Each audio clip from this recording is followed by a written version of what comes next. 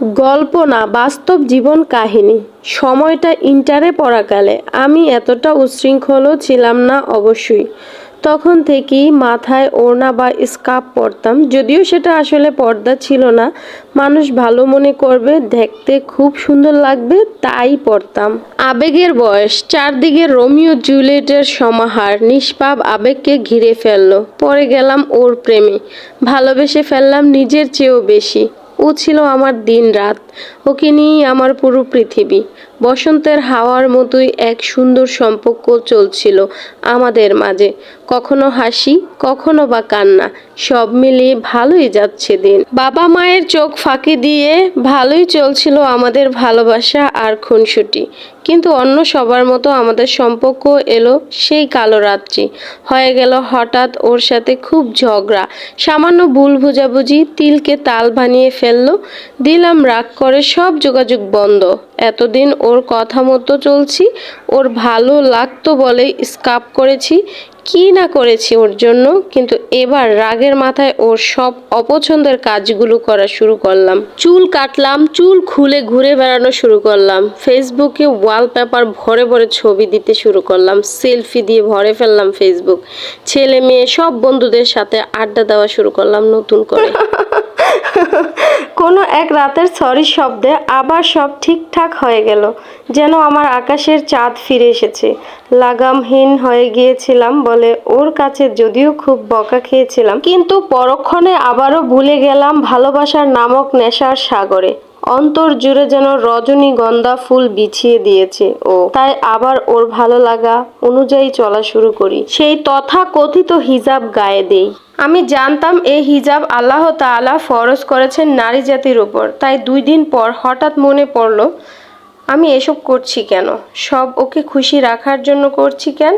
যে সৃষ্টিকর্তা আমাকে তার ইবাদতের জন্য সৃষ্টি করেছে, তাকে তো কখনো খুশি করার চেষ্টা করিনি। না জানি আমার রব আমার প্রতি কতটা অসন্তুষ্ট।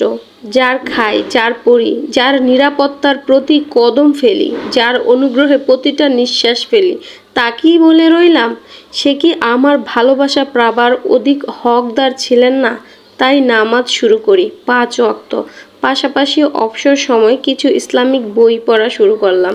এই দিকে খেয়াল করলাম বিয়ে বহির্ভূত সম্পর্কে যতই রোমান্স থাকুক শান্তি নেই। প্রতি সপ্তাহে, প্রতি মাসে কোনো না কোনো বিষয় থাকি, ভুল বোঝাবুঝি, ঝগড়া। এই অল্প বয়সে যত ফ্রেন্ডদের দেখেছি প্রেম করতে, তাদের বাহিক রোমান্সটাই কেবল ছিল সুন্দর। ভিতরে ভিতরে কাউকে দেখিনি শতভাগ সুখে আছে। সুখে থাকবে কি করে?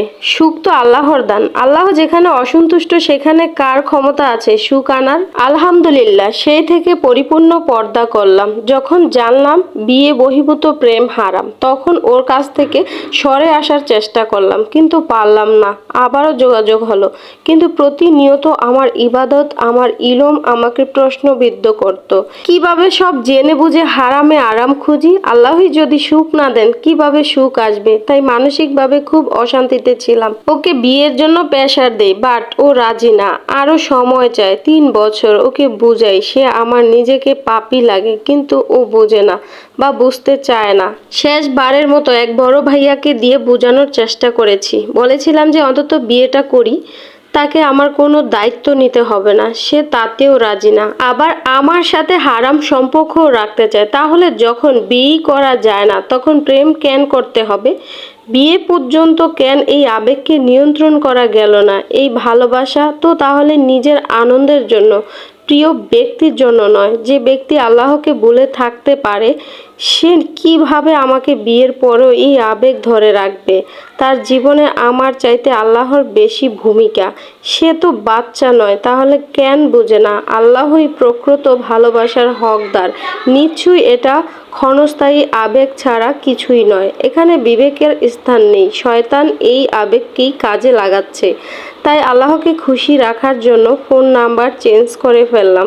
সব দিক থেকে কাছের বন্ধু বান্ধবের সাথেও যোগাযোগ বন্ধ করে করে দিলাম। এখনো মাঝে মাঝে ওর জন্য খারাপ লাগে, বাট যখন আমার জীবনে আল্লাহর অনুগ্রহ নিয়ে চিন্তা করি তখন বুঝি আমি ওর চেয়ে আমার আল্লাহকে বেশি ভালোবাসি।